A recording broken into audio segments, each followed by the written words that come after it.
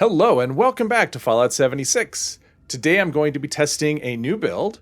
While making my video on the plasma caster, I fell in love with that weapon, so I decided to retool my main character around it. I just started running the build in the last couple of days and I haven't done any boss fights yet, so I figure I might as well test it in Colossal Problem. Let's go over the build and while we're waiting for the rebel.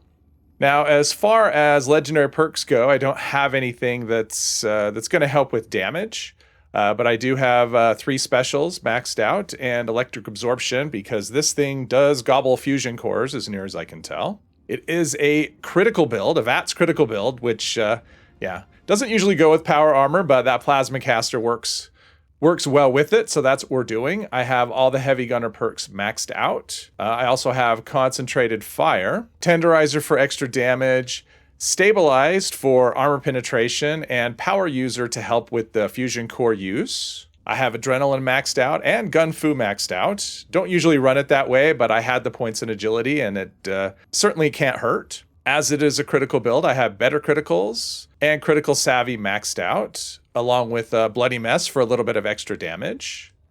For the mutations, I have Speed Demon, which will help with the reload speed. The reload on the Plasma Caster is a bit slow. Herd Mentality for extra specials, although I am on a team just by myself. Herbivore, because those are the foods that go really well with I was a stealth commando, but they still actually work with any kind of critical build. So I have Eagle Eyes for extra critical shot damage. Bird Bones, which will give me, it's not going to help with stealth because I'm in power armor, but it will help with AP. As far as the food buffs go, Corn Soup for AP regen, Brain Fungus for extra intelligence, Blight Soup for critical hit damage, Tato Soup for extra AP, Mute Food for extra agility, and Sweetwater Special Blend for extra perception.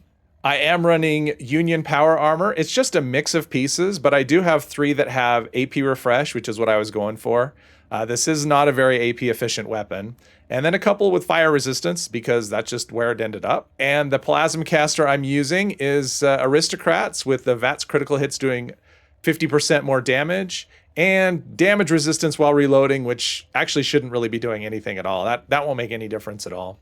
And as far as the buffs go, I'll be using Tesla Science 9 for extra heavy gun critical damage, and a Big Guns Bobblehead for extra heavy gun damage. I do have Liquid Courage, which will be helping out, and I will be using Overdrive and Psychotats and Liquid Courage. Hopefully I have enough for the fight. I have no idea how this is going to go. I've never done a solo Earle without stealth and an automatic weapon. All right, so criticals. Wow, 1,400 on criticals. That is pretty good. And as a full health character, it's going to be every 3rd shot. Now my AP should come back. Yeah, it's reasonably quick. If I do my reloads while my AP's coming back, that will actually keep me stocked up. But yeah, those criticals are doing all the work for it. Well, his health is going down pretty quick.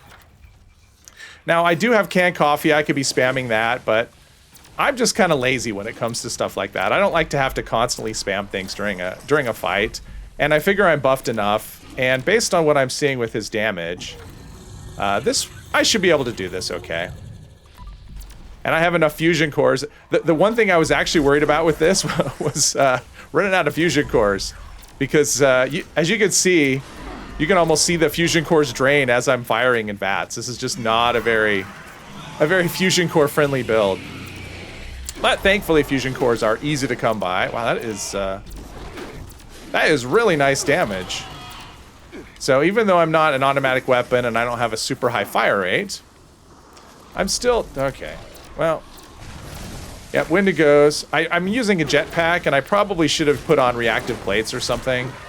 Although that's not enough damage to kill them. But still, all right. Where did he go? Oh, there he is.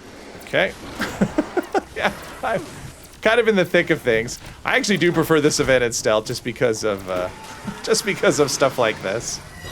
It can get a bit chaotic. All right, but yeah, we got to be close to getting him down to. What I'm kind of wondering is if I had rolled this that had the 3rd star of reduced AP cost, if that would actually reduce the fusion core use as well. I don't know the answer to that. Okay, so we've already gone through his... Okay.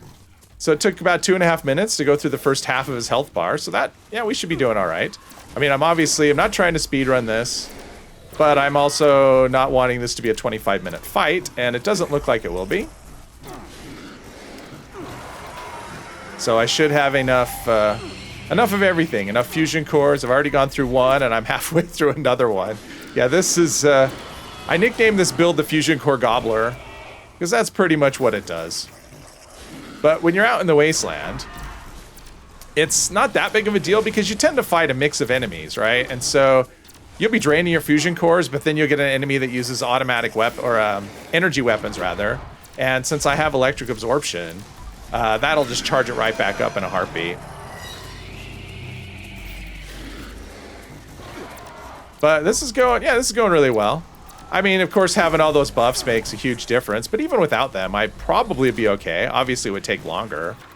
But even without using the bobblehead, the drugs, the magazine... okay, those Wendigos are a pain. But they are what they are. I guess they help when I'm using, I do have maxed out adrenaline, so it does help with the damage. Not that this gun really needs help with damage. So we're at about the halfway point, actually maybe a little less than halfway on his second health bar. So this is going swimmingly. I didn't know what to expect. I thought it would go okay. If I didn't think it would go okay, I wouldn't try it. But it's probably going quicker than I thought, really. So far, other than the fact that fusion cores... yeah, I've already gone through 2 fusion cores. But, yeah, so far, I'm really liking how the build is working out. And this pretty much devastates anything else. Most regular enemies are one-shots with this particular build. And imagine if you were doing it as a low health, which I don't really want to do. I like my full health characters, mostly. But if you were doing this as a low health, you'd be doing... yeah, I don't even know. The damage would be insane. Yeah, I may... whoops. I was about to say I may get this done before the liquid courage runs out, but not so much. So we'll take another one. And we should definitely be able to finish him off before the second one wears off. I don't think he has much life left in him. I mean, those critical hits just do so much damage. Even the regular hits. I mean, it's nothing crazy, but 71 damage per hit for a regular hit. That's not too bad. All right, one more critical. Yep, he's done. Well, that was pretty good. So what do we get? 6.5? Yeah. A little better than 6.5 minutes. I'm okay with it. And there you go, my new Plasma Caster build. It does fine against regular enemies, and now I know it does actually pretty well against bosses. I'm super happy how it's turned out. It's a lot of fun. Hopefully you enjoyed this video. If you did, please hit one of the buttons down below, and I hope you'll join me in the next one. Thank you very much.